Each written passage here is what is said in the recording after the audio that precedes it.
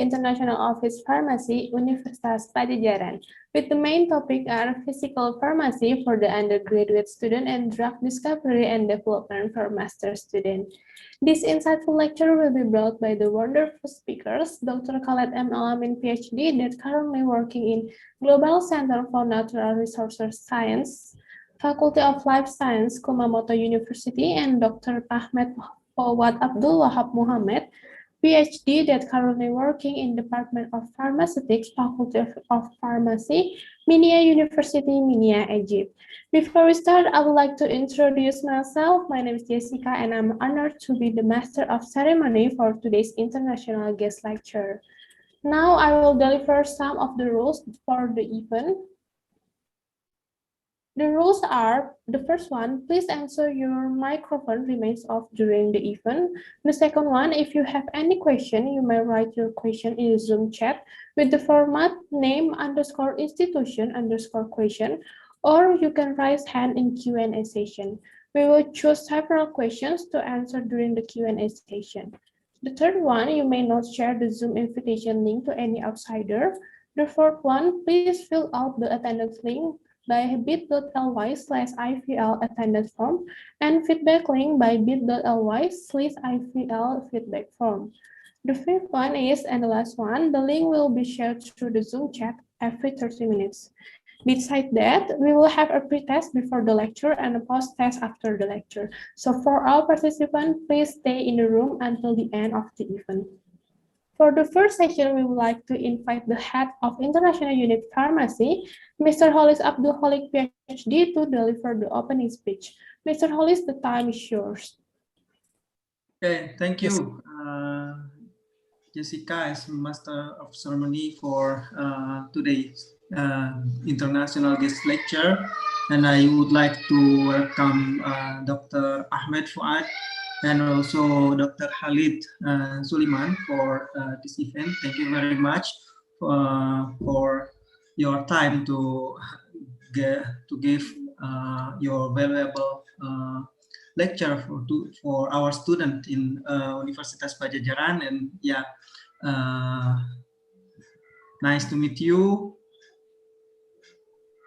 And this program is also we are in international unit of Faculty of Pharmacy. We have regularly invited speakers from abroad, and yeah, in today's lecture, Dr. Ahmed Fouad Abdelwahab Mohammed, Ph.D., and Dr.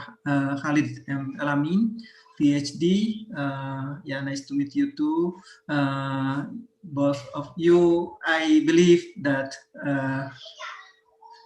Dr. Nasrul many times talk about you. I'm also graduate from Japan University, actually from Chiba University. So yeah, maybe we have similar experience while studying Japan. So okay, thank you very much for your time. So we hope that we can meet offline next in the future. And yeah, today you, Dr. Ahmed, will deliver Cyclodextrin modified PAMAM dendrimer as targeted cancer, siRNA carrier, and Dr. Khaled will deliver solid dispersion in drug discovery and development of COVID-19 drug.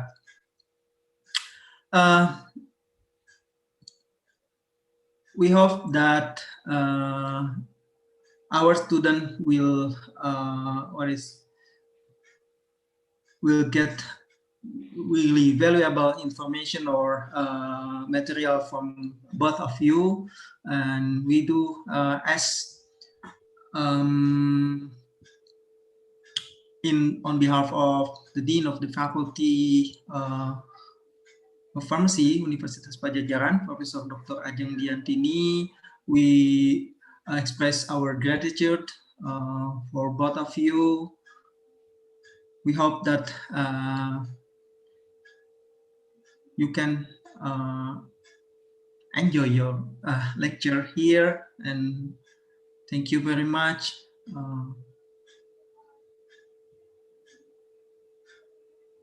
That's from me. Thank you very much. Welcome to this international guest lecture. I give the time back to Jessica. Thank you. Okay, thank you so much, Mr. Hollis, for the warm welcoming speech. As you said before, I do hope we can gain a lot of new knowledge from this event. Before we jump to the main session, I would like to remind all participants to fill in the attendance form in the Zoom chat box, and we will have a pre-test right now. For all participants, you may open the test by the link that we have shared in the Zoom chat. For undergraduate students, you may choose bit.ly/IPL pretest S1. And for the master student, you may choose bit.ly/IPL posttest S2. The test will last for 5 minutes, so make sure you will be done before 1:10 p.m. Okay, you may do your test right now.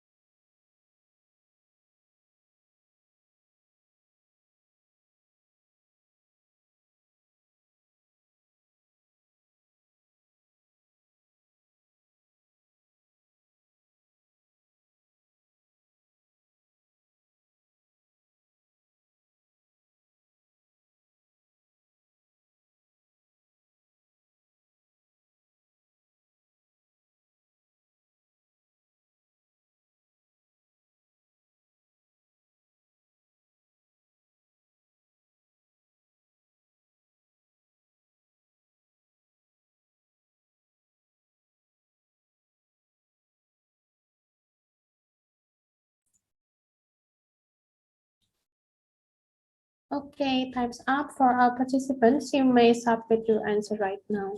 And now we will go to the core of the event. The international lecture will be moderated by Mr. Nasrul Wathoni, Ph.D. He is our current head of Bachelor Study Program, Faculty of Pharmacy, Universitas Padjadjaran. And everyone, please welcome Mr. Nasrul as the moderator that will take over the event. Mr. Nasrul, the floor is yours. Okay, thank you, Jessica. So now time is mine. It means actually today is international guest lecture, but I hope not so formally. I want this program enjoyable program. Before we start, maybe I would like to share our memories between us, between Dr. Ahmed and Dr. Khaled. Actually, every day while I studied in Kumamoto University, I publish some YouTube videos. So now let's watch again about the video. So later on, I hope Dr. Khaled and also Dr. Ahmed remember about this video. This video about how to play the dart. So I think you remember when this video happened while some students graduated. So we having a party. And some of party, we went to the restaurant. We have a dart like this. And oh, wait a minute, I forgot to play sound. So I should to click the set sound first. So then I move to where is the YouTube video? Here's maybe. Okay, is it? Okay, wait.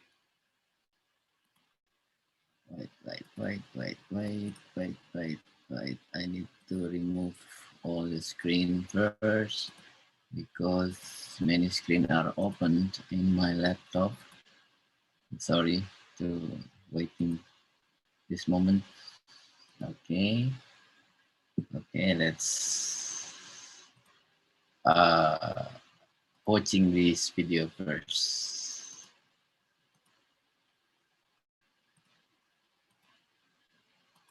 Thank you. Oh.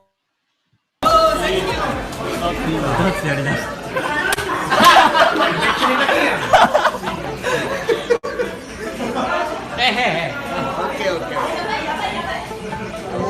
Oh.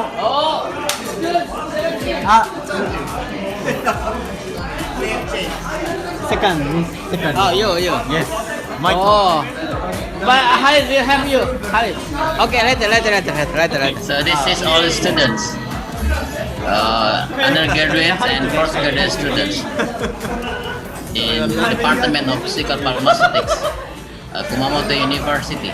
And he is Oyama-san. Oh, Oyama-san is doctoral program.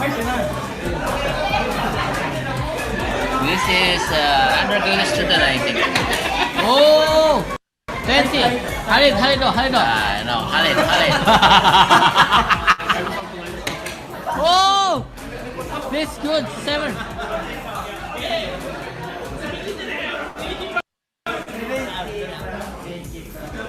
Oh, oke guys, itulah gimana cara. So that's part of our memories. I miss you guys. It's maybe 4 years later now, right? It's 2019. We all graduated from Kumamoto University. So after me, then later on Dr. Ahmed, right? Then next Khaled. No, Khaled first. Oh, Khaled first. Okay, yes. Because Dr. Ahmed is visiting researcher program previously, and he really likes Kumamoto, and he want to go back to Kumamoto again. I want to go back also, but the pandemic situation is I not hope good so. for I hope us. so, Nasrul. Yes, yes. Now, Khalid, because I would like to introduce them first. At first, maybe I would like to introduce Dr. Khalid. Khalid citizenship is from Sudan, Sudanese, bukan Sundanese ya. We have Sudanese also here. So now Khalid from Sudan. But he moved to Japan after he received you have scholarship also, right? But previously Master, you yes. have scholarship, right, from Max, Yes, right? yes, yes, Yeah, Kumamoto, yeah. Okay, and all of supervisor is same. Our supervisor is Arima Sensei. Uh, he is a tough professor in our department. So each student should have at least 3 papers to be doctoral degree to be graduated from our departments. So that's our memories, tough memories, because every week, every month we have monthly meeting, right? Then after monthly meeting, our stress condition will increase before monthly meeting.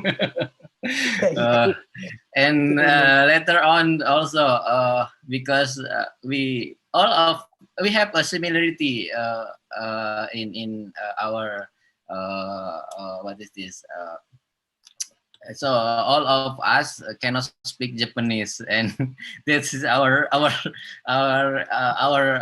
characteristics, because all of students can speak Japanese, but only us cannot speak Japanese. That's why we speak English every day. I really miss this moment. So now Dr. Khalid work in global what is this, like department, special department, right? Like Hari yes, Deputy new Sensei. department. Yes, Oh, yes, new okay. department. Yeah, Global Center for Natural Products Researches.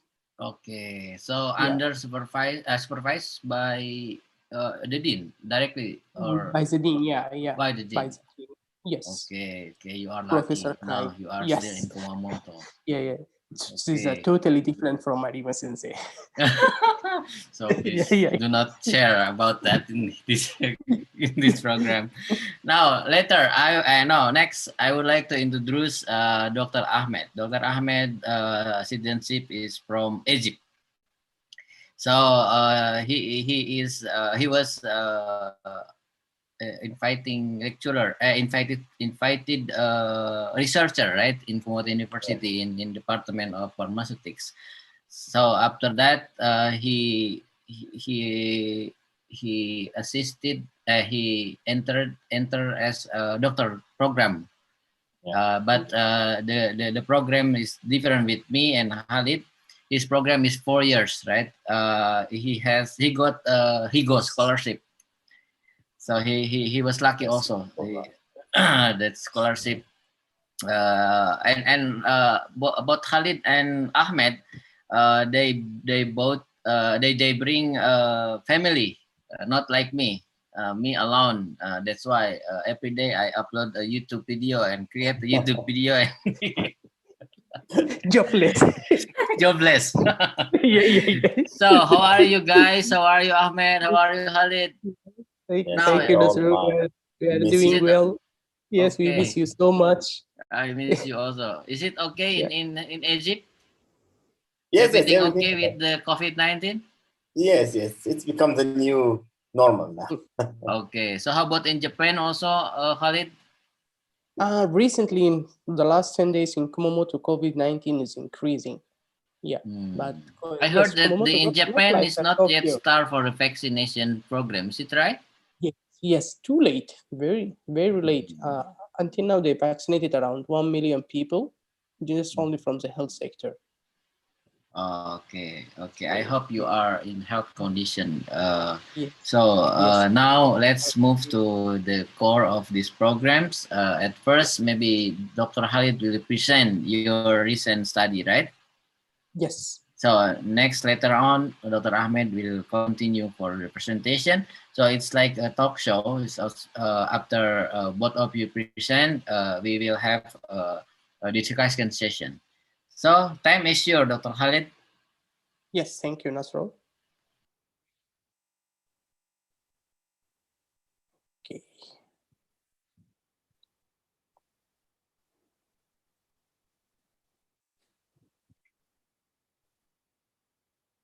Okay, just now I want.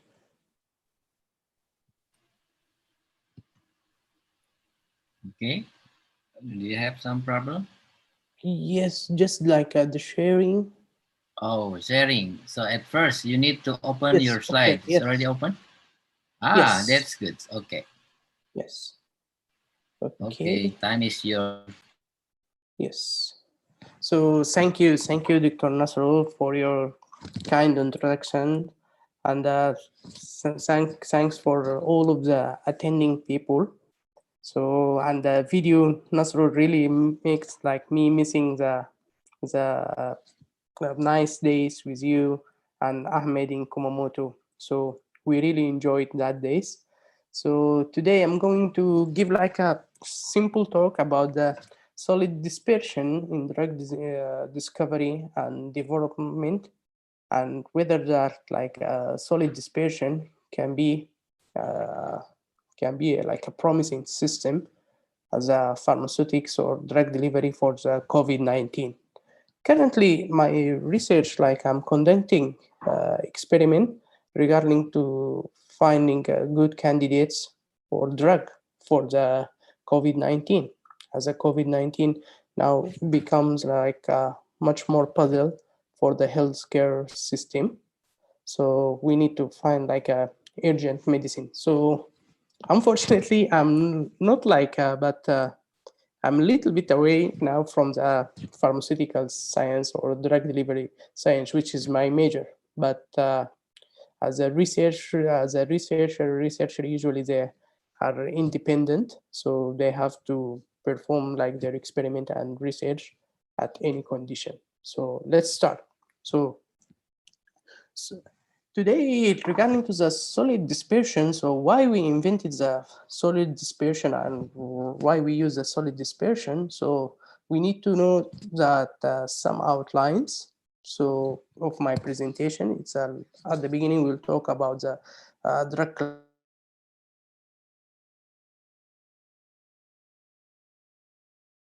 What's the solid dispersion? It has like 3 definitions, and advantage of solid dispersion technology, and we'll give like some example of currently marketed drug which approved by the FDA, and we will also after that I explain about the characterization of the solid dispersion system. So at the beginning, so the biopharmaceutical classification of the drug, they have a 4 classification. I think all of us, we know this classification. It's a class 1, class 2, class 3, and a class 4. So class 1 probably has no problem because it's like has high solubility and also high permeability and extensive metabolism. Class 2 it has like low solubility, okay, but it has like a better permeability and a good metabolism. For example, just like currently marketed drugs such as ibuprofen. And class 3, it has also high solubility and a little bit poor metabolism. And class 4, which is a low solubility and poor metabolism and low permeability. Example of these drugs, like drugs currently marketed for the cancer, such as doxorubicin and 5-fluorouracil and oxaliplatin. Yes, most of the chemical chemotherapeutic agents, they belong to the class 4. So therefore, we need like a good system or good technology to deliver those chemotherapeutics agents sufficiently to the tumor cell or to the targeted cell whenever it's like an anti-tumor or what else. So according to this, we can say like currently there are only 8% of drug candidates which they have high solubility and high permeability, just like class 1. This will indicate like we need to find like a effective method to solve the problem of class 2, class 3, and class 4 drugs. Therefore, the solubility issue of many drugs, yes, now marketing, they affected the delivery of those drugs. So we need to enhance the bioavailability, the water solubility, okay, of those using many pharmaceutical technology. So it's become like a challenging for us in the drug development. So here there are 3 definitions for solid dispersion. Yes, this term of the solid dispersion from the term like it's a solid products contain of 2 different components, at least 2. Yes, some also they can contain also other components. Usually those components we can say like the hydrophilic and hydrophobic, because we know that the hydrophilic and the hydrophobic, there are some interactions can be generated. Usually for all times the drug is a hydrophobic drugs, and hydrophilic is like a polymer which we use it for the solid dispersion. Another also definition by Riemann in 1971, he said that the solid dispersion is like dispersion of one or more active ingredients in an inert carrier matrix of solid prepared by either melting or solvent or a fusion method. So another also definitions like for the solid dispersion as a product formed by converting the drug carrier, we change the habits of the polymer in the fluid state to the solid state. Here, hydrophilic polymers are the most used for preparation material as a solid dispersion polymers. Here, maybe they use, I think that they use a lyophilization or freeze drying method. Here in this figure, this shows the ideal solid dispersion. For example, here the curvy lines represent the polymer, and the red symbols represent the drug, which is will show like the drug. It's like this ideal solid dispersion. That means the drug is was successfully dispersed in the polymer. So, and in figure B, it shows like some crystallinity of the drug. So that the drug can not easily disperse in the polymer. And figure C shows that the amorphous the drug disperse in the polymer. So according this figure summarize the concepts of the solid dispersion. Here, the significance, if we talk about the significance or the advantage about the solid dispersion in the drug delivery system, the first advantage is the particle size reduction. That means like a solid dispersion reagents, the last is we use a size reduction to achieve like a better dissolution of the drug. Then another advantage of the solid dispersion technology is that we increase the dissolution rate. That means like some drugs, they have like, as later we are going to explain, they have like a poorly dissolution rate. So we can improve their dissolution rate using the solid dispersion. Then enhance the oral bioavailability. As we know in the past, like some drugs can't be administered orally, such as chloramphenicol. Chloramphenicol is like a kind of antibiotics, and also the levofloxacin, also they are kind of antibiotics. Many drugs, they can't be administered orally. So with a solid dispersion technique, now they can also be administered as the oral medicine. And weightability, like a carrier having surface activity, like cholic acid and bile salt, when used significantly, they can improve the properties of the drug.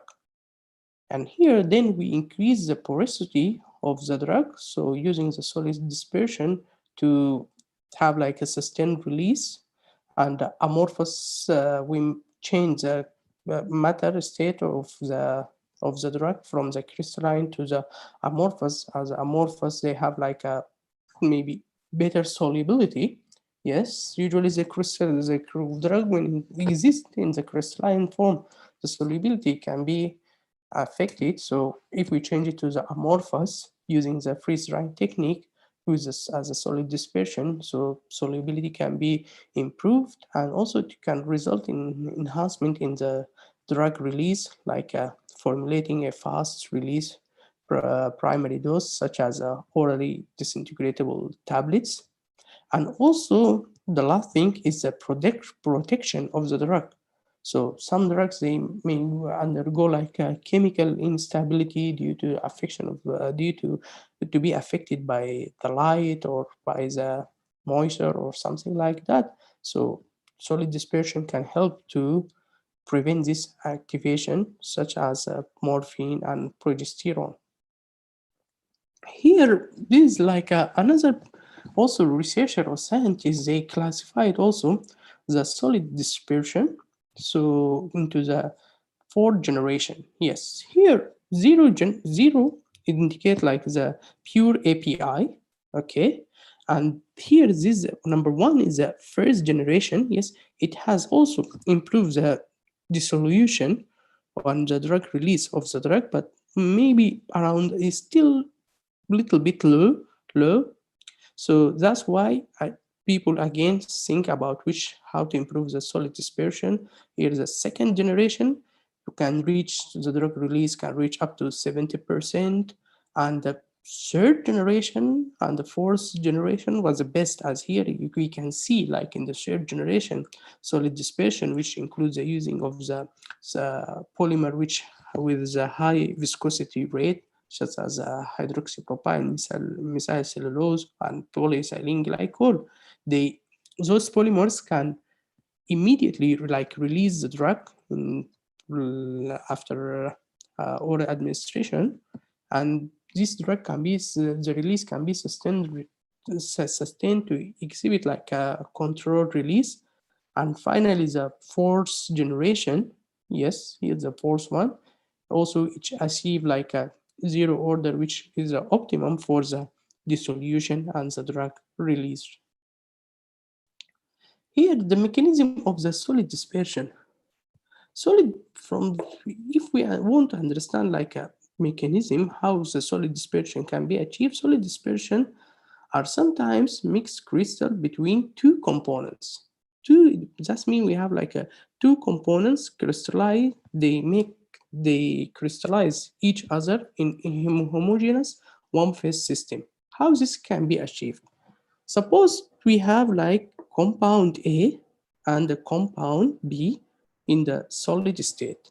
When in the liquid state, we have like a compound A and B as a liquid mixture. That means they mix together. So by expose this mixture to the melting, so the melting point, for example, here, this is a melting point of compound A, and this is a melting point of compound B. A, for example, is drug, and the B is a polymer. When we mix them together and also we expose them to the heat, the melting point will reduce.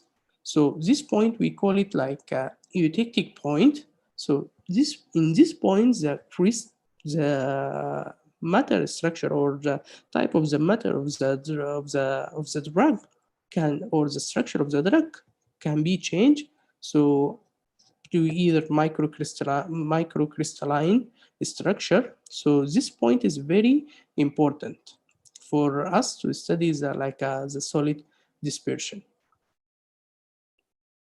Here, later, we are going to talk about the method of the preparation of the solid dispersion. There are many methods to prepare like a solid dispersion, but I because of the time matter, so I highlighted the most important method used for the solid dispersion and give like some example of the drug which prepared by one of these methods. Here is the fusion method. From the fusion, they call also fusion or melting method. It's like a first method introduced for the solid dispersion, where the drug is melted, as we shown in the previous figure, with a carrier. After cooling, dry mass is obtained and sieved to obtain the powder. The final dry mass is like a characterization of the dry mass is totally different from the first or the endogenous or the ideal one. Example of this is the sulfaceazole, like or sulfasalazine also, and also ascorbic acid, acetamide, nicotinamide, and nicotinic acid, and succinide, and urea. Both of those currently marketed drugs, they prepare by this technique in order to improve their dissolution and the drug release. And cooling of the drug carrier melt was done in ice bath with a continuous steering, and then the dry mass can be formed. And also another example for this is a glycofulvene. Glycofulvene, all of us, we know that glycofulvene is a antibiotic, antifungal, sorry, and it's administered orally, and the glycofulvene has many problem in the dissolution. So we recommend all the time the patients like to take the glycofulvene on the empty stomach to achieve like a higher absorption rate, because glycofulvene is a hydrophobic drug, so it's need like a hydrophobic media to successfully release. Then they mix the glycofulvene with the succinic acid, and here we see the melting point of the glycofulvene, and here is the melting point of the succinic acid. After that, when we cooling, the best eutectic points is this point that means indicating the structure of the glycofulvene has been changed, and it's successfully prepared. But this, although that this problem like dramatically changed the concept of many drugs to be administered, but it still has disadvantages.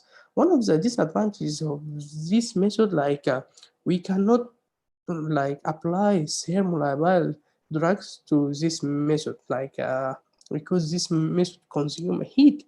So if the drug like melt or something like that, or it's like if the drug is thermolabile, maybe the activity of the drug will be reduced. Another method is a solvent evaporation method. In this method, like it's a very simple method. The drug and the carrier, they dissolve in the common solvent, and after that, this solvent just like evaporated by the vacuum, and after that, the remain solid. We just take it, of course, like the crystallinity structure or the amorphous structure of either the drug and the carrier alone is a totally difference in the solid remains. And also it's a good method, but it's not widely used. So because it has some limitation, like also like sometimes if the drug the chemical stability of the drug can be affected by those organic solvents. Example of this, like beta carotene. Yes, we know, all of us, we know the beta carotene. I think it's a vitamin A, which is a highly soluble in the carrier just as a povidone. So lyophilization technique is the most widely used. I think here also Dr. Nasrul, he used a lyophilization technique in his doctor course for many times. So lyophilization technique, or the freeze drying technique, it has been like a molecular mixing of the drug. We mix the drug and the carrier, then they dissolve in the common solvent, probably water, yes, and after that they submit it to sublimate to obtain like a lyophilized molecular dispersion. And this technique is an alternative method for the solvent evaporation. So as I mentioned before, like if some drugs like lose their stability due to the solvent, such as a methanol or ethanol, and the activity or the stability of the drug can be changed. So usually we use the water. Water is good for mixing the drug, and it's applicable also for the labile or thermosensitive drug in aqueous solution.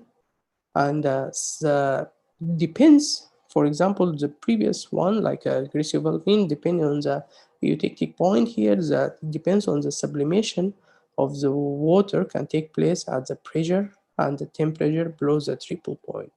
Here, like most of us here as a researcher, we use a freeze drying technique, like technology in everything. Now, if we are extracting like compounds or extracting like extract from the medicinal plant or purifying compounds, all the time we use freeze drying, because finally in the freeze drying, like we can get like with amorphous or crystalline amorphous structure. Usually the structure of the freeze drying final structure is that amorphous. And here it is like this figure describes a freeze drying cycle.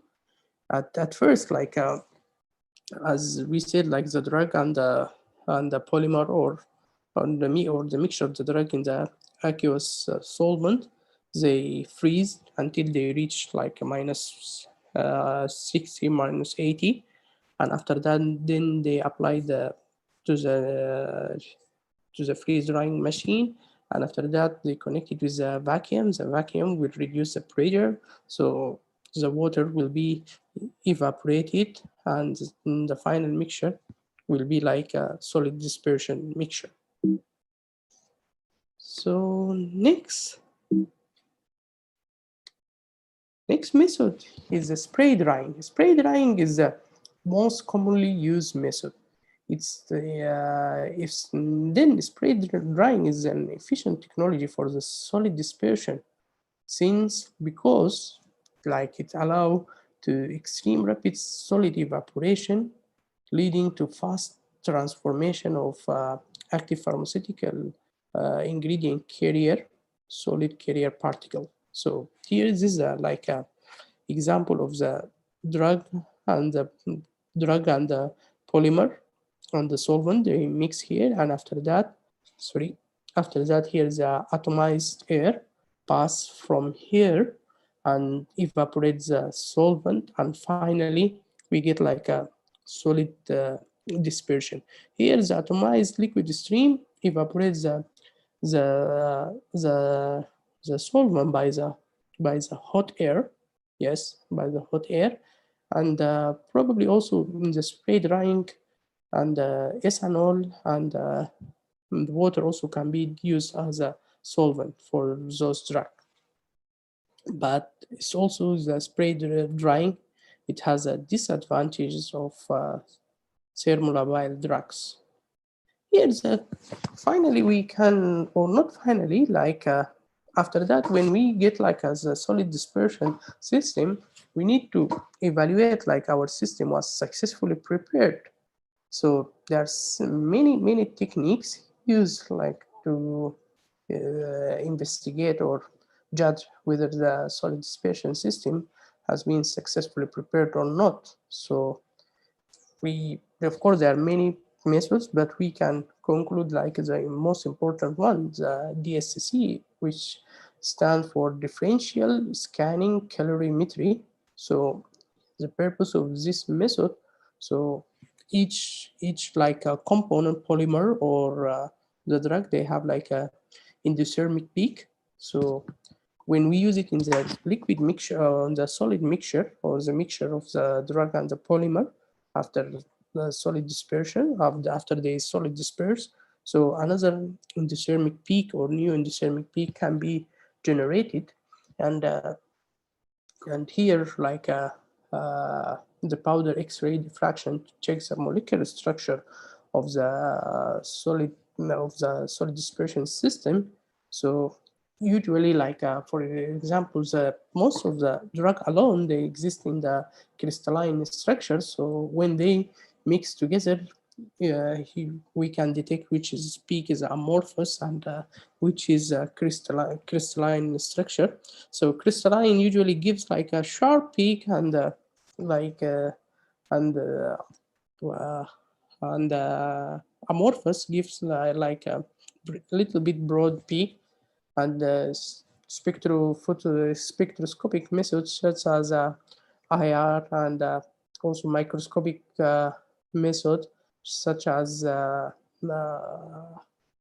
scanning electron microscope and the transitional electron microscope. All of these methods used for the solid dispersion. And finally, the in vitro dissolution study. So we simulate the study if we have like a powder. So we immerse or we put this powder inside like a membrane and immerse this membrane in the solution media, and we take a liquid, and after that we measure it by the release using the UV spectrophotometer.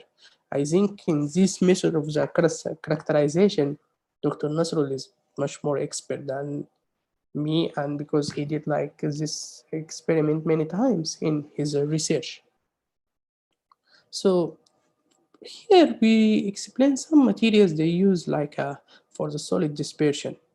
Sugars such as dextrose, galactose, sorbitol, maltose, mannitol, lactose. So most of these sugars they use if we are going to apply like a solid dispersion for oral delivery, such as tablets, something like that. And acids such as citric acid, succinic acid, polymeric materials such as polyethylene glycol, avicyl methyl cellulose, hydroxypropyl methyl cellulose, and the cyclodextrins. Also, Dr. Ahmed, I think he was going to give like a talk about cyclodextrin, which make like inclusion complex and improve the solubility of the drugs. So some also people or some drugs we use insoluble like or enteric polymers such as iodate and surfactants.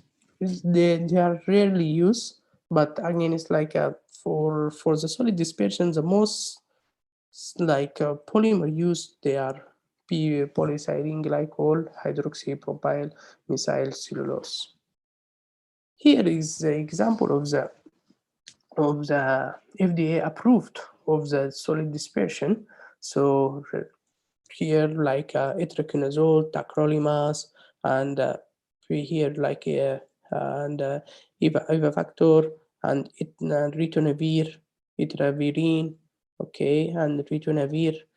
And if here we see like many antiviral drugs, they prepared like by the solid dispersion technique. What we can conclude here, like the administration of the antiviral drugs alone, it's a little bit complicating. Therefore, when we discover new antiviral drug, we need to think about the ideal method of administration. So solid dispersion in the pulmonary drug delivery system, when we apply the solid dispersion for the lung, so we use amorphous solid dispersion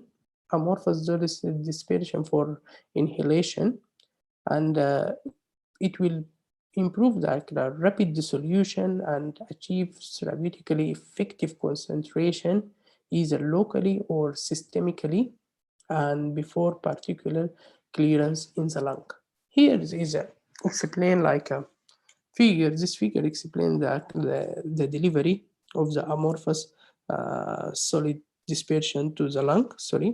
And after that, it will give like a local or systemic action, and the drug will resident in the lung for a long time, and also it will achieve like a higher onset of action. Sorry, I just confused between onsen and onsen. So onset. So the solid dispersion for the pulmonary drug delivery, it's like a promising.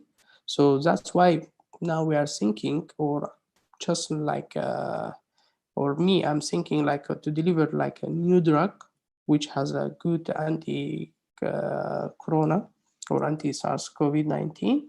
So to deliver it directly to the lung, maybe it will have like or it will show like a good activity. So as we know, until now for the COVID-19, the only FDA approved or only effective drug is remdesivir. And remdesivir, which has been found for the treatment of the Ebola, it just only administered by the intravenous. So, and usually like for the corona, for the SARS-CoV-2, when we infected with the SARS-CoV-2, the virus usually pass through the nasal cavity, and after that enter to the lung. So if we follow the method of administration of the drug same as the virus, so through the respiratory system, the trachea, and after that distributed to the lung, maybe onset of action will be improved, and the presence of the drug in the lung also will be much more higher, and antiviral activity will become like much more higher. So here's a big question: how we can get like a good drug for the COVID-19? So maybe the last slide. So I will explain about the like here in the Kumamoto University. Just recently, 2 months before, we established like a protocol for finding the good drug for the COVID-19 using the reverse pharmacology, not like pharmacology, but reverse pharmacology. That's mean like we use like we integrate the data which we collected from the human either can be like healers or can be like doctors, and we integrate those data, and we applied those data on the extract on the cell, which showed the high infectivity to the SARS coronavirus, which is a Vitro E6 cell. Vitro E6 cell is like a African green monkey kidney epithelial cell, which expresses the ACE2 needed for the SARS coronavirus to enter to the host tissue. But this cell recently modified last year by Japanese scientists by the transmembrane serine protease 2, which allows a higher efficiency of the virus to enter to the cell. So currently we use this cell for the evaluation of the SARS coronavirus. So fortunately we have some good results, but I hope that maybe in the next meeting, so we can declare these results. And after that, what we do, like if we get like a good results, we utilize this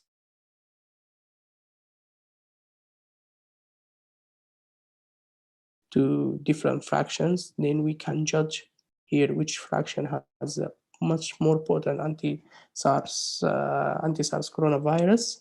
So in that case, we can find like a good medicine for the SARS coronavirus.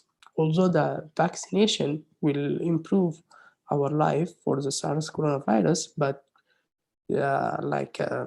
until now, we like the access of the vaccinations a little bit like strange. We don't know.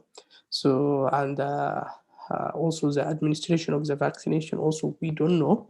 Maybe whether this vaccine can be administered every year or 2 times per year or something like that. So that's mean like there is an urgent to find a good medicines to treat the SARS coronavirus.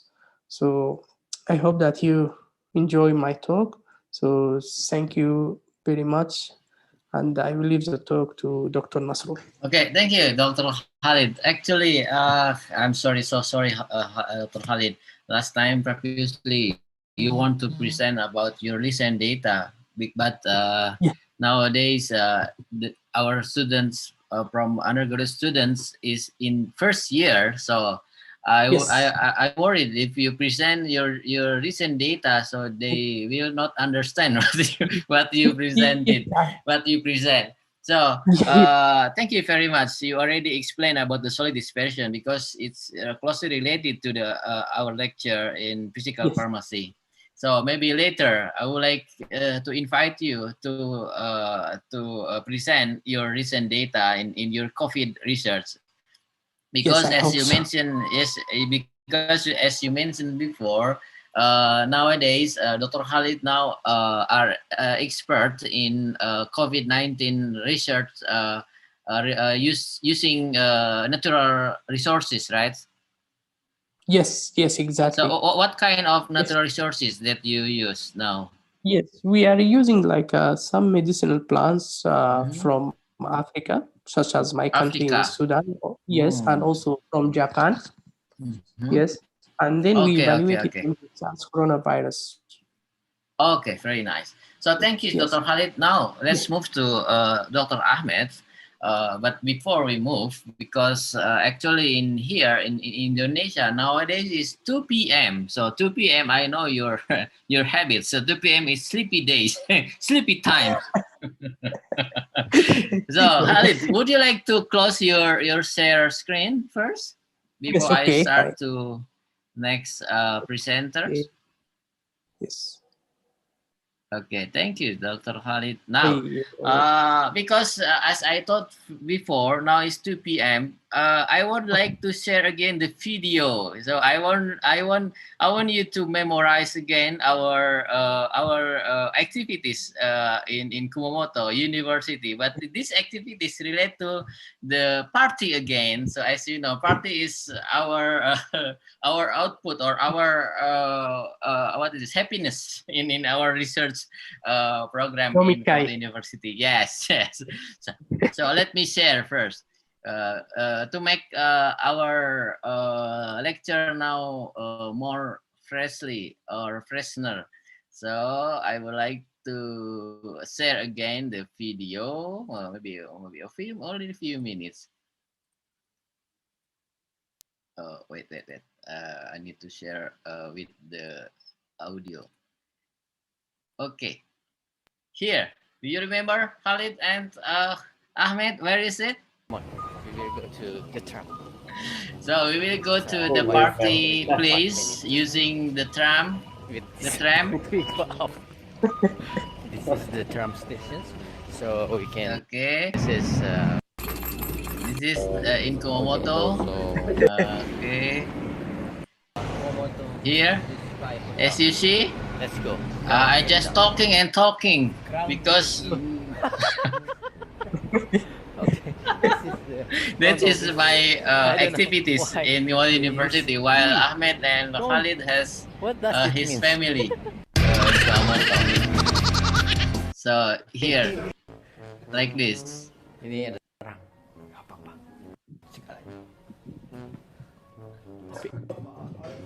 Okay, we do another.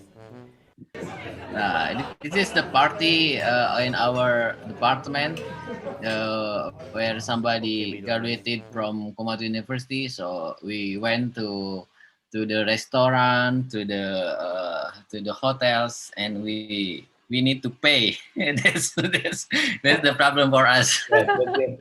Very expensive. Yes, very expensive. It's about 10,000 yen, right? Yes. Oh. Yes, my new lab, I don't pay anything. Okay. So do you remember Khalid that's moment? Yes, but I am asking where is me? I think I don't know. You not come to that party or you come? Yes. I'm just trying to memorize what was the reasons that I didn't come to the party. Okay. The money is the reason. Oh yes, the reason is money. You don't pay about the party. I think. Yes. Okay, thank you, Khalid. I will call you back later. So now this is Ahmed time. Actually, today he will present his doctoral thesis, right? And in our department in Kumamoto University or in Sejai department, we have several topics related to cancer drug delivery, and based on the cyclodextrin's application. So nowadays, Dr. Ahmed is a lecturer in Minia University, Department of Pharmaceutics. And also nowadays also we still have a collaboration between Khaled and also Ahmed to write some manuscript. So Khaled, thank you. Our manuscript already published in CPB. Yes. That CPB journal Congratulations. is, yeah, CPB journal is our favorite journal in Sejai. Yeah. Usually highlighted journal. Yeah. Yeah. Okay, Ahmed, time Yeah. is yours. Okay, thank you. I'll start sharing my screen.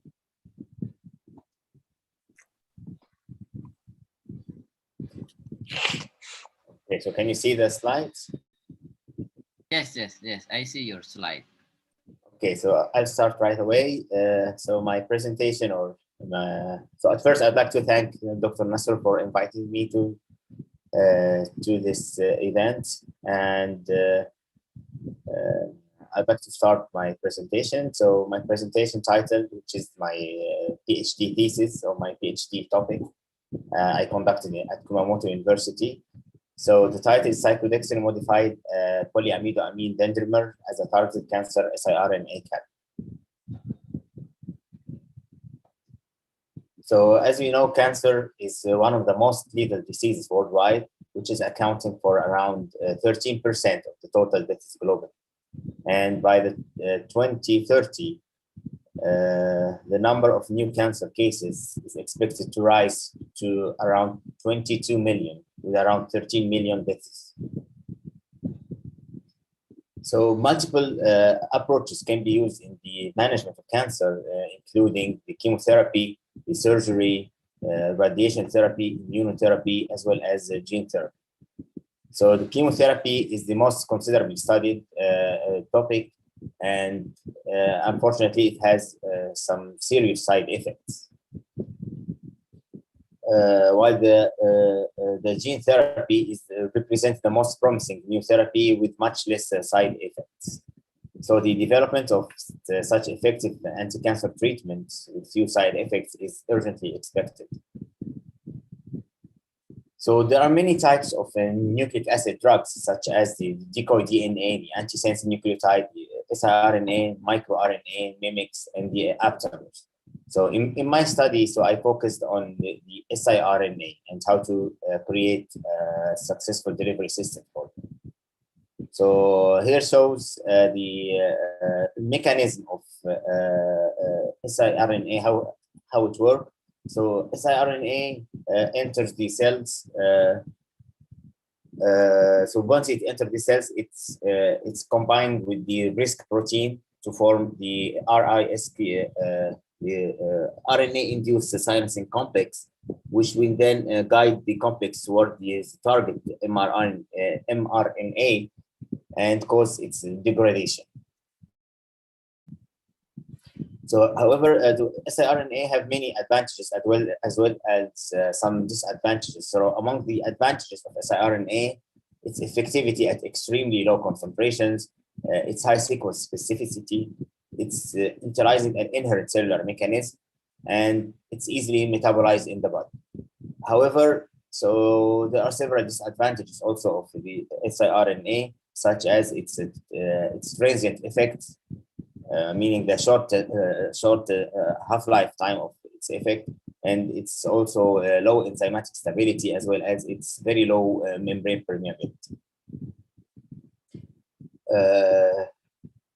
So recently in 2018, so the FDA has approved a drug called Onpattro, which is a lipid nanoparticle formulation, as the first siRNA therapy for the treatment of the transthyretin amyloidosis.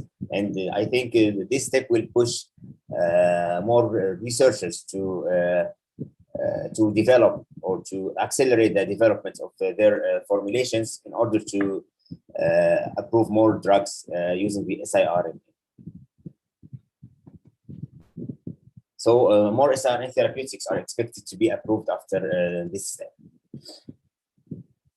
So, however, in order to create a successful drug delivery system for the siRNA, we have to overcome several barriers that hinders the siRNA from entering the cells and therefore exert its action.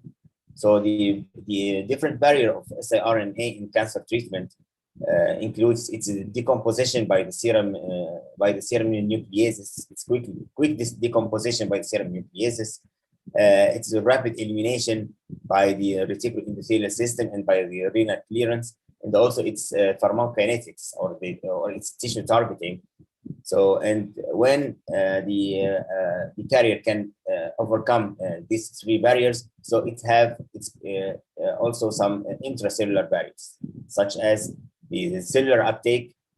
So, as we mentioned before, it's the siRNA is difficult to be uptaken by the cells due to its high hydrophilicity. So, so after being uptaken, so it has some it faces some problems to escape the endosomes, so which can quickly disintegrate the siRNA cargo inside of it. And later, the last barrier is the incorporation of this siRNA into the RNAi machinery inside the cells. So the development of such a drug delivery system that overcomes this limitation is critical for effective siRNA therapy. So in our laboratory back in Kumamoto University, so they have created several conjugates between the cyclodextrin, between the different type of cyclodextrin and the PAMAM dendrimer or the polyamidoamine dendrimer. So alpha cyclodextrin conjugate with the dendrimer has been developed in the lab as gene delivery carrier, showing a great potential. Later on, the branched beta cyclodextrin, namely the GOG beta cyclodextrin, has showed significantly higher gene transfer ability compared to alpha and beta cyclodextrin alone. However, these conjugates did not have any targeting moiety. So to actively target the cancer cells, we need to attach an extra moiety here to guide our carrier to the cancer cells specifically, and not targeting the healthy normal cells. So the focus of my study,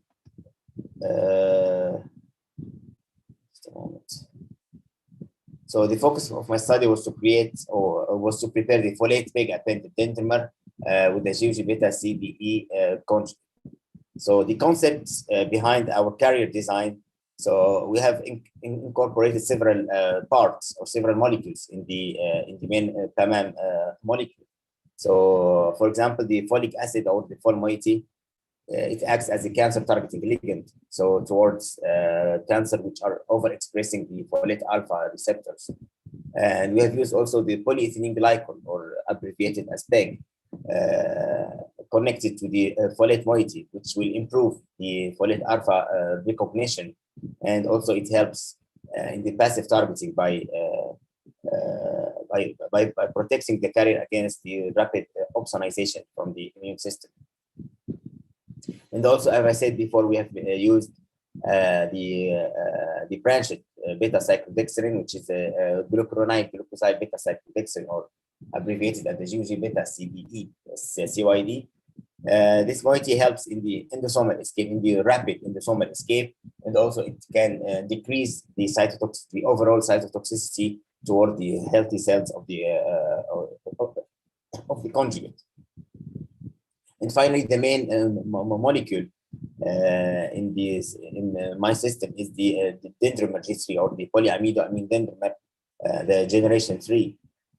This dendrimer acts as a complex formation with the siRNA because of the positively charged amino groups around its edges, and also it will later on help the complexation of doxorubicin in order to enhance the overall cytotoxicity of the or anti-cancer activity of this carrier. So at first we have created the GOG beta CYD conjugate with the PAMAM dendrimer, and we have evaluated the RNA effect using the luciferase gene silencing system, and the conjugate of the DS value or degree of substitution of around 3.7 showed a potent RNA effect, especially at a charge ratio of 20. So it has also showed higher siRNA transfection efficiency compared to alpha CDE, which is previously prepared in our laboratory. So this UG beta CYD or the UG beta CYD conjugate with the dendrimer, especially at a degree of substitution 3.7, has the potential as a novel siRNA carrier. But still, we don't have the targeting moiety. So we have synthesized the folate PEG appended UG beta CDE. So by simple EDC and NHS chemistry between the UG beta CDE and the FolPEG COH, which is a folic acid moiety connected to polyethylene glycol modified with the carboxylic acid group at the end. So at the later stage, we have obtained the FolPEG UG beta CD or the folate PEG modified dendrimer with the UG beta CD connections or conjugations. So we have prepared a different degree of substitution of folate, meaning we have conjugated different numbers of this moiety with the UG beta CDE. So the various DSF values or degree of substitution of folate were 3.9, 6.7, and around 7.3.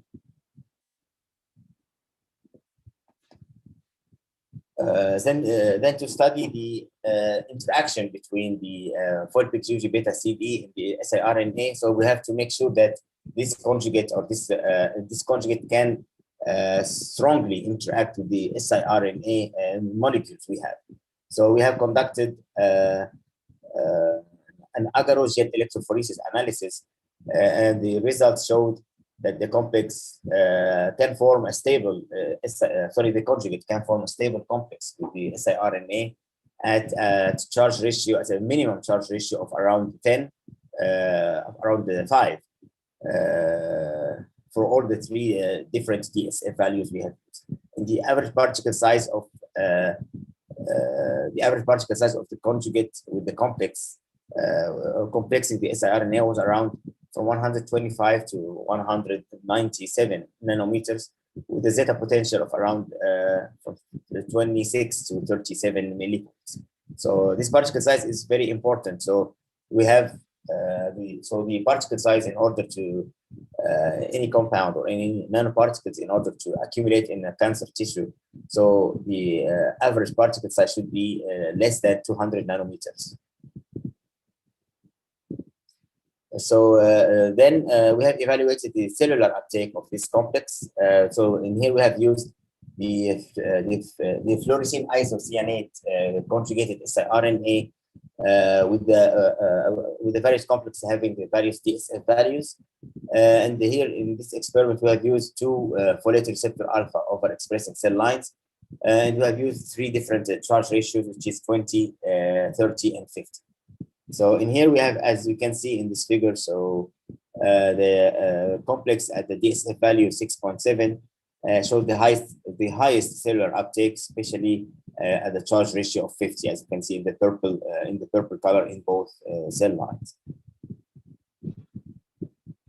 So then we have to check the in vitro RNA effect of the complex, and this experiment was evaluated using the luciferase gene silencing system at a charge ratio of around 20. So as we can see here, the complex with the DSF value of 6.7 showed a slight decrease in the luciferase activity, and especially at charge ratio of 20. So in order to get a higher RNAi effect, so we have increased the charge ratio to 50, and we have checked the maximum decrease in luciferase activity was attained at the charge ratio of around 50 compared to the lipofectamine system. So in order to elaborate the importance of the FolPEG moiety, so we have performed the folate competition assay. So in this experiment, we have incubated KB cells, which are folate alpha receptor overexpressing cell line with various concentration of folic acid prior the addition of the complexes. So we have added the different concentration of folic acid in order to saturate all the folic acid receptors in the cell, which are expressed on the surface of the cells. So then we have added the complex and incubated for 1 hour. Then the cells were washed out with the PBS. Then the cells were subjected to flow cytometry. And the results showed that the cellular association of the complex significantly decreases by increasing the folic acid concentration. And this result indicates that the folate receptor alpha mediated endocytosis is the main mechanism of the complex uptake. So next we have evaluated the intracellular distribution of the folic beta CD siRNA complex, and also in the same two different cell lines, the KB cells and the 7860 black cell lines. So we can see here the blue fluorescence indicates the nucleus. The red fluorescence indicates the tritic conjugated folic beta CD. So this red fluorescence indicates the conjugate itself. And in here also we have used the FITC modified siRNA in order to make the siRNA obvious under the fluorescence microscope. And then we have used the merge of the four pictures together. So as you can see, the results showed that the green fluorescence is almost not co-localized with the red fluorescence, indicating the dissociation, the successful dissociation of the complex inside these cells. And also we have evaluated the endosome escape ability using the lysotracker red. So, and also this experiment is important because if so this lysotracker is a marker of the late endosomal stage. So if the green fluorescence and the red fluorescence are co-localized together, this means that the complex is still inside the endosome or inside the lysosomes, which means that the complex will not exert or the siRNA will not exert its pharmacological action. So in order to get a successful drug delivery system, so these two fluorescences should be not co-localized. And as we can see here in this experiment, we can see that the majority of the green fluorescence, which indicates the siRNA, is not co-localized with the red fluorescence, which indicates the successful escape of the complex from the endosomes into the cytoplasm, where the RNAi effect machinery exists. So as an anti-cancer siRNA, we have chosen the siRNA against the PLK1 as a target gene. So the PLK1 is believed to be a proto-oncogene which controls the cell cycle progression, and also it's overexpressed in many tumors.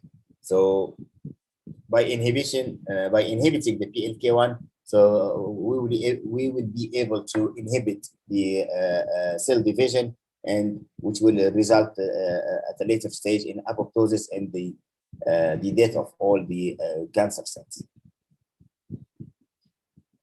So we next evaluate the RNAi effect using the SIPLK1 complex at a charge ratio of 50. As we can see here, the complex showed around 50% decrease in the relative PLK1 mRNA level compared to the lipofectamine.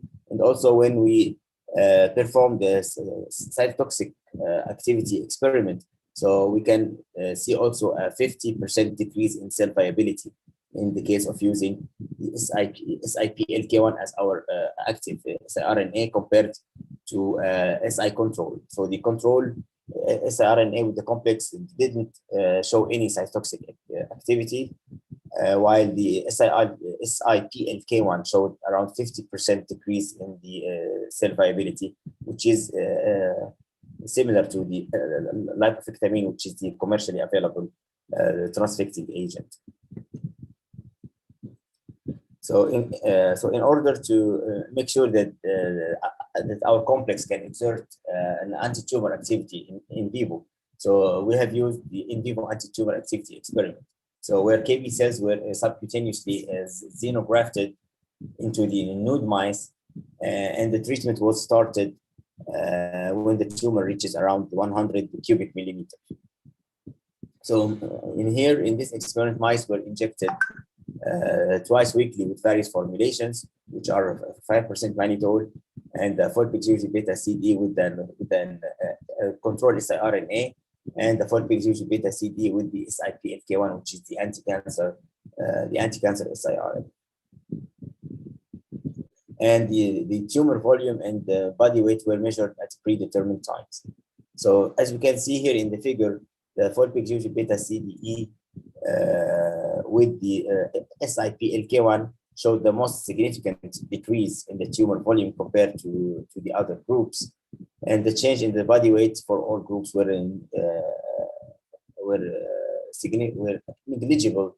So, which indicates that all the formulations are safe to be uptaken. So, in order to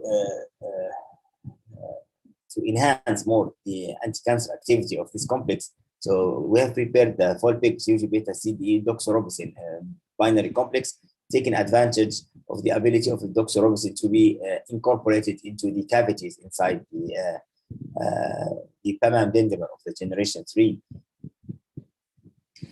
So the preparation method was quite simple. So just mixing the doxorubicin hydrochloride solution with the 4-picoxygenol beta CDE for several minutes.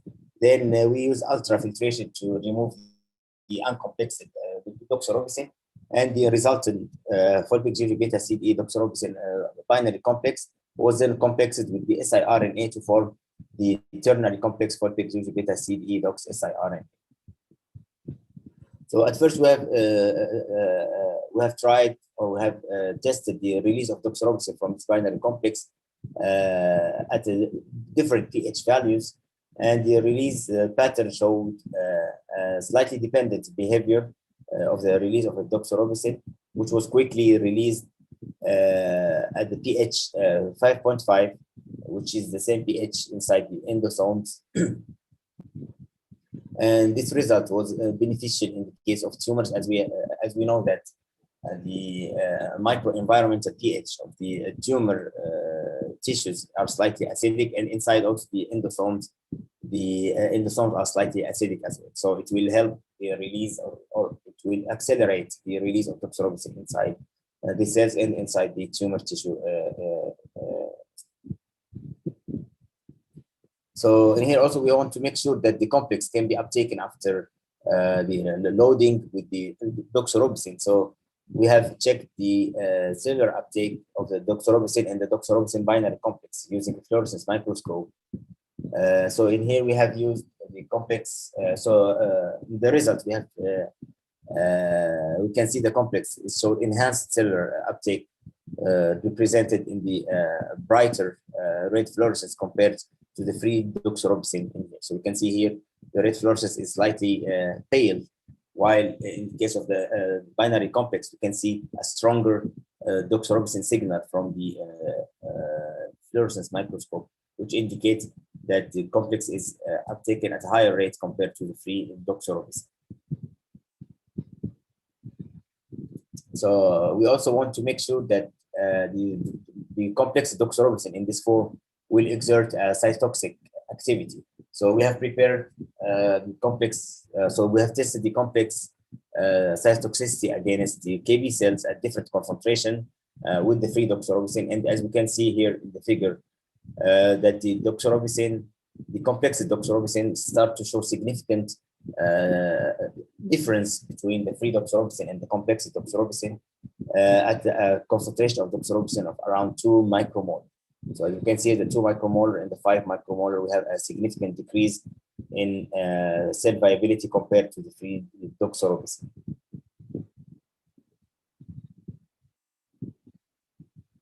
Then at a later stage, we have checked the cytotoxic activity of the 4-picoxygenol beta CBE doxorubicin SIPLK1 ternary complex. So we have used the binary complex previously prepared, and we have complexed it with the SIP and K1, and you have compared the cytotoxic activity of the new formed complex compared to the control.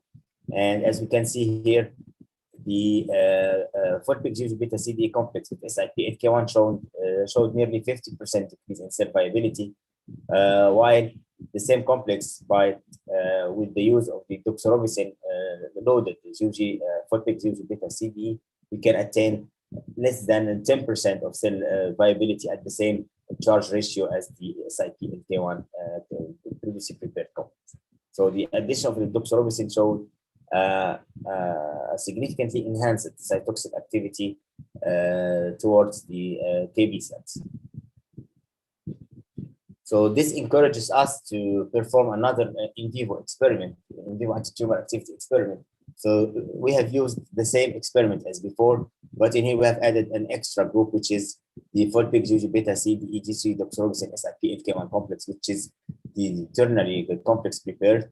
So, and as we can see, you can see in the figure A, so the phosphate beta CD doxorubicin SIP and K1 ternary complex showed the most significant decrease in tumor volume compared to the other groups. So, and the change also in the body weight was negligible for all formulations, which indicate the safety of all the formulations. So for the evaluation of the safety profile of our complexes, we measured the blood chemistry data in the tumor-bearing mice after 24 hours of a single IV injection of various formulations. So from this table, we can see no significant changes in the blood chemistry data, which indicate the safety also of this formulation. So as a conclusion, we can say that the complex, the phosphate beta CDE dox SIP and K1 complex is uptaken mainly through the FR mediated or the folate receptor alpha mediated endocytosis, and while in the endosomes, the dendrimer proton sponge effect together with the effect of cyclodextrin or the COG beta cyclodextrin membrane disrupting ability help quickly release the siRNA cargo, which so the siRNA will be directed toward the RNAi machinery to exert its RNAi effect, and the doxorubicin also is quickly released from the cavities of the PAMAM dendrimer and quickly enters the nucleus to stop the DNA synthesis. So as a final summary, so we can say that there are some potential siRNA formulation in the clinical trials nowadays. So this NALP, which is the small lipid nanoparticles, which are recently approved by the FDA for the treatment of the transthyretin amyloidosis, which is already approved. So other formulations are still in the clinical trials, such as these particles, which are directed towards the hepatocellular carcinoma, which are now in the phase 1 clinical study, which is still ongoing. But these particles have only passive target; they don't have any active target. And also there is the rhombyl particles, which are directed towards the solid tumors, but this formulation was terminated before the end of the phase 1, and there are no clear explanation of this ending. So maybe the authors or the inventors of this formulation did not declare why they have terminated the phase 1 clinical trial, and hopefully later. So the phosphate beta CDE, which also directed towards the solid tumor, it has many advantages, such as the active targeting, and it can serve as siRNA and doxorubicin carrier. So the phosphate beta CD could be a beneficial targeted siRNA and doxorubicin carrier for the treatment of very solid tumors or solid cancers. So that's that's what I have today. So thank you very much for your attention. Okay, thank you very much, Dr. Ahmed. And I saw your in vivo data. I remember something. You know about I that remember one. too. Yeah, Khaled maybe. also remembers, I think. Yeah, for the information for our students. So in the Department of Pharmaceutics, Physical Pharmaceutics in Kumamoto University, so the in vivo data is very important because our supervisor very interested in this part. So we know that every month we will face with the monthly report, and the nightmare will come one day before the monthly report. So we need to submit. So after you left, the meeting becomes twice per month. So Twice per month. We were lucky. 2 times a month. Okay, Dr. Ahmed. First, it wants to be like every week. Every week. Yeah. So, Dr. Ahmed, could you like to close your slide sure. first? Yeah.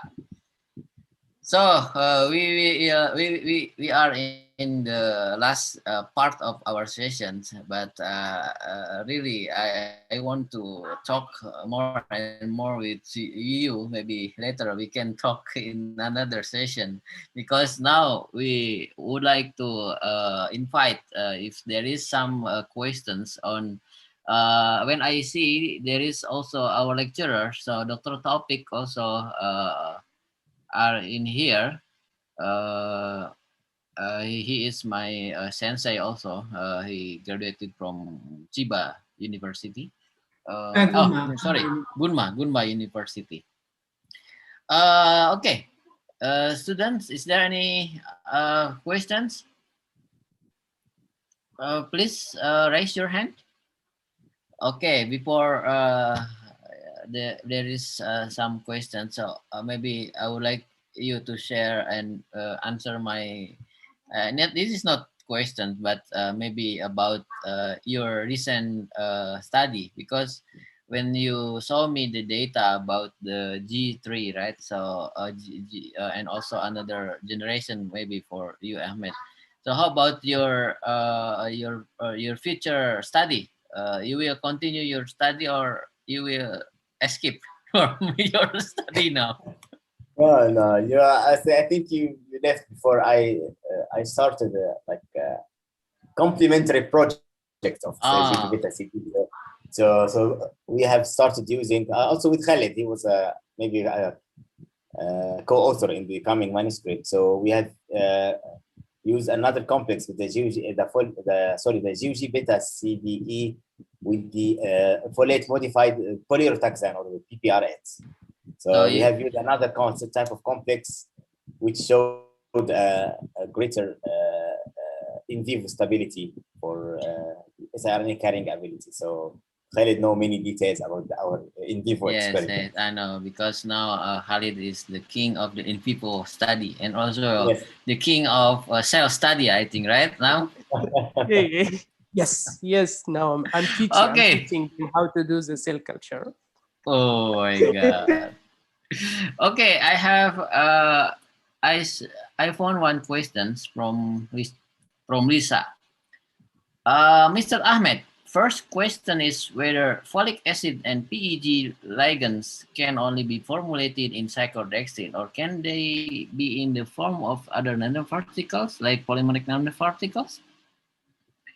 So she want you to explain whether the folic acid and PEG ligand can be formulated to the polymeric nanoparticle or type of other nanoparticles, not in cyclodextrin. So there are no relation between the cyclodextrin and the fulvic moiety we have used. So the fulvic moiety is prepared by the reaction between the carboxylic acid groups of the folic acid with the bifunctional PEG. We have used a special bifunctional PEG, so which have at one end have an NH2 group and at the other end it has carboxylic acid group. So the interaction between the NH2 group and the NH2 group at one end of the peg, of the bifunctional peg, with one of the two carboxylic acid groups at the folic acid, so we can create the full peg, the COOH. So this molecule can be integrated, can interact also with several type of molecules and several type of polymers. At one condition, that the other polymer we have used can interact with the free carboxylic acid group, which is found at the other end of the full peg COH moiety. So we can use this moiety at with different types of nanoparticle or different type of polymers. So it's not special for the cyclodextrin only. Okay, so next, she asking about, is it the targeting, or is it active or passive targeting? Maybe your systems. Okay. So that's it. Okay. So the system. Second question. So at first, GUG beta CDE only complex with the siRNA. So this one is considered like. She means that is it still active or passive, because you use PEG in the formulation. So it acts by both actually by both active and passive targeting. So the passive targeting is through the EPR effect of the as I mentioned before, the hydrodynamic size of the particles or the complexes prepared are below 200 nanometers. So it can accumulate through the passive targeting to the tumor into the tumor tissues. And so as I mentioned before, so we have checked the ability of this complex to be actively targeted towards the folate receptor alpha overexpressing cells through the folate competition assay we have tried, and as we have seen the results that by increasing the folic acid concentration in the media, so the complex could not enter the cells. So which means that the main uptake mechanism toward the main cellular uptake is through the folate receptor alpha mediated endocytosis. So it can act through both mechanisms, and the presence of the polyethylene glycol moiety did not alter the ability of this complex to be actively uptaken through the folate receptor alpha receptors. So the final question is, the PEG, is it affect the charge or not in the formulation? Maybe the charge of zeta potential? So the zeta potential slightly decreased in case of the full peg CUG beta CDE. So giving the information that we have more substitution of the positively charged amino groups with extra folate full peg moieties. So the zeta potential slightly decreased after we conjugated the full peg moiety to the CUG beta CDE. So actually, it's decreased the overall zeta potential of the particles. Okay, thank you, Dr. Ahmed. Maybe is there any questions again? I saw that there is not only from our university, some university also join with us. For example, from University of Indonesia, and also University of Srna Dharma, and also University of what is this, like Kalimantan. So maybe let's give one or two questions if there is questions, but if not, I think maybe it's already explained clearly from Dr. Ahmed and also Dr. Khaled. Oh, thank you, Mr. Ahmed, Mr. Khaled, and Mr. Nasrul. Thank you, Nasrul. Thank you. Okay. So maybe we need to ask Dr. Khalid Ahmed. He should has a question from us. So Khalid, do you still like Kumamoto because you are in Kumamoto now? Yes. So No, Kumamoto is. Please explain. Is there any change in Kumamoto City? yeah. So now you know the bag, shopping bag. Shopping bag, There's yes, I know plastic bag, plastic plastic bag. bag.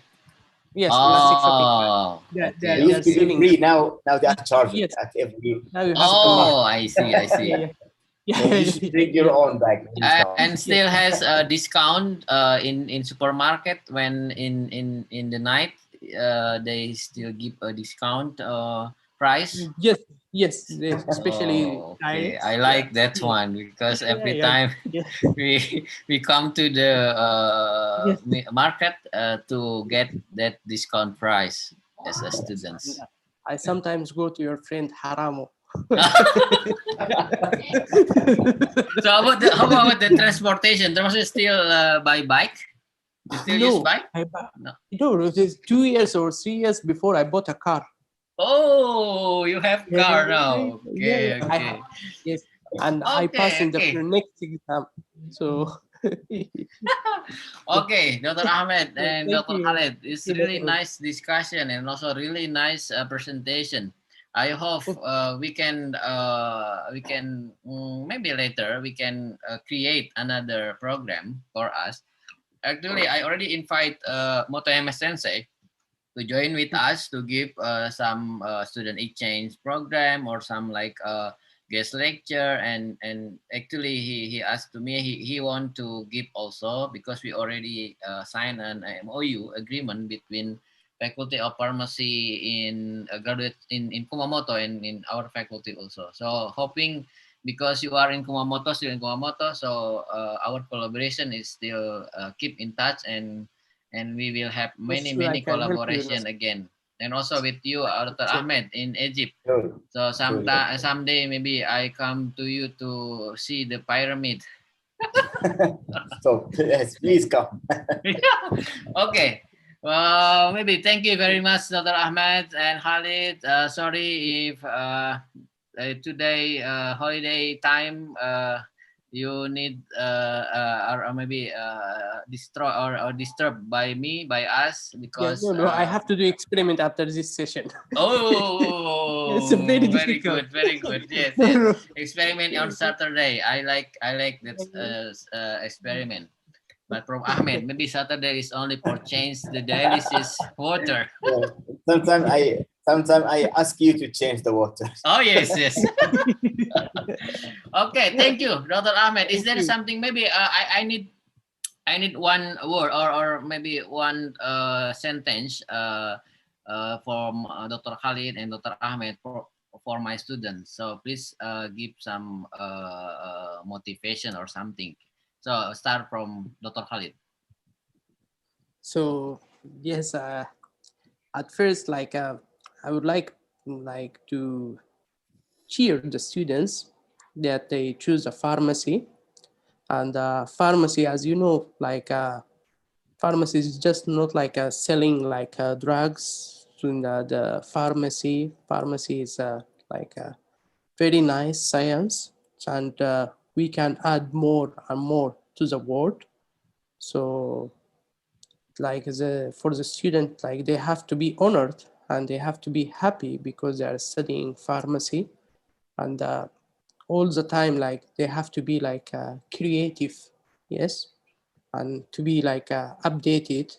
And now there are many tools on your hand, you can use it freely, such as the internet and journals and YouTube, so you can add to your knowledge more and more, not like us or the previous generation.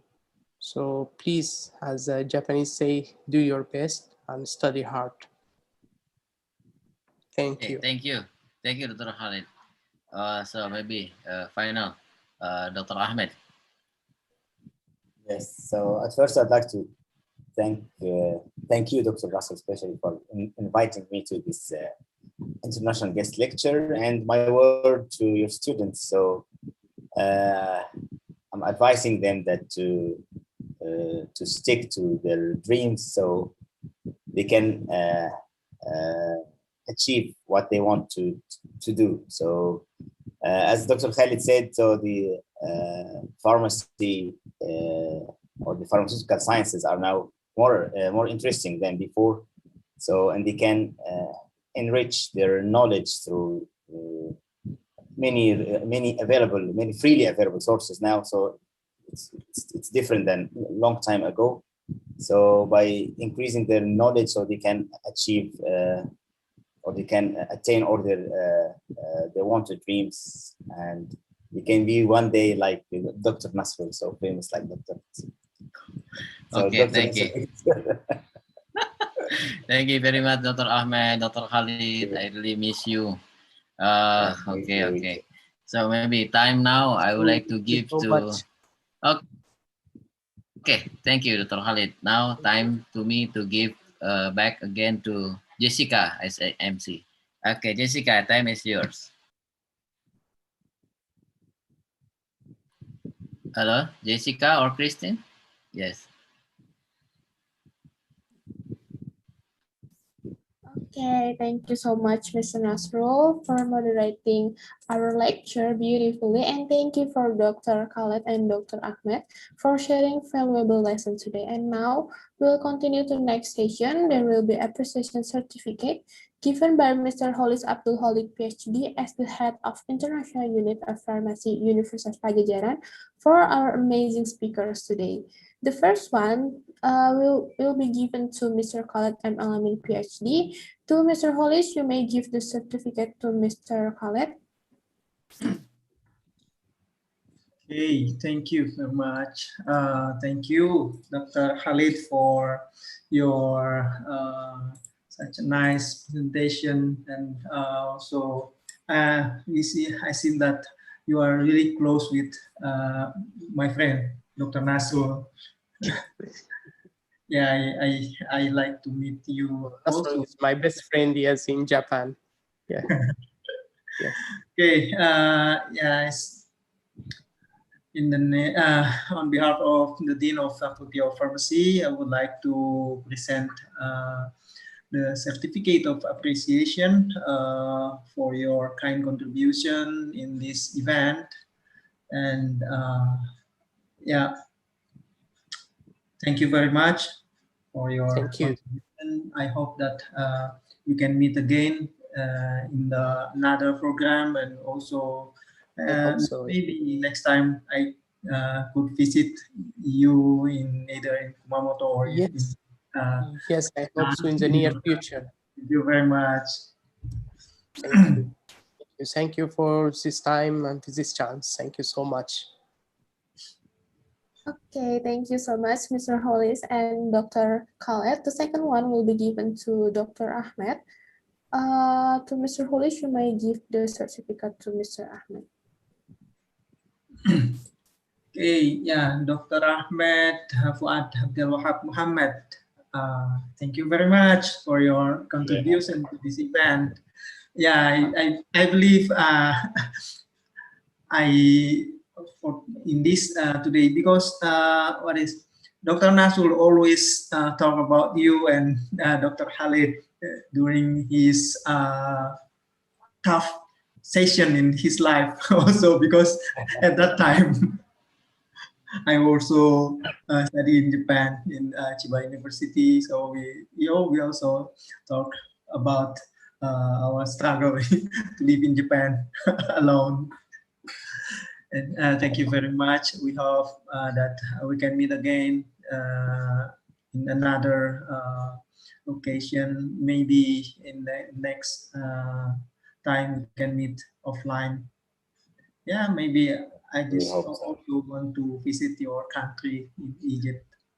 Or you can come to Indonesia, so we will welcome you. Okay, I'll stay at Nasrul's home. Thank you very much, and see you again. Thank you. It's my pleasure to be with you today. Thank you very much. Okay, once again, I would like to say thank you to our speakers for today's sharing, and the e-certificate will be given through your email. There also an appreciation in the form of certificate for our wonderful moderator, Mr. Nasrul Wathoni, Ph.D., that will be given by Mr. Holis Abdelwahab, Ph.D. To Mr. Holis, you may give the certificate to Mr. Dr. Nasrul. Nasrul. Thank you very much. Thank you, Dr. Holis. Our program, our international lecture program, and for your what is nice moderating this program. Yes, thank you also for organizing this guest lecture, because actually we are like three musketeers. I hope we can continue to collaborate each other. Yes. Thank you, Dr. Holis. Thank you. Okay, thank you, Mr. Holis and Mr. Nasrul. The certificate will also be given through your email. The next session we will have a post test right now. For all participants, you may open the test by the link we have.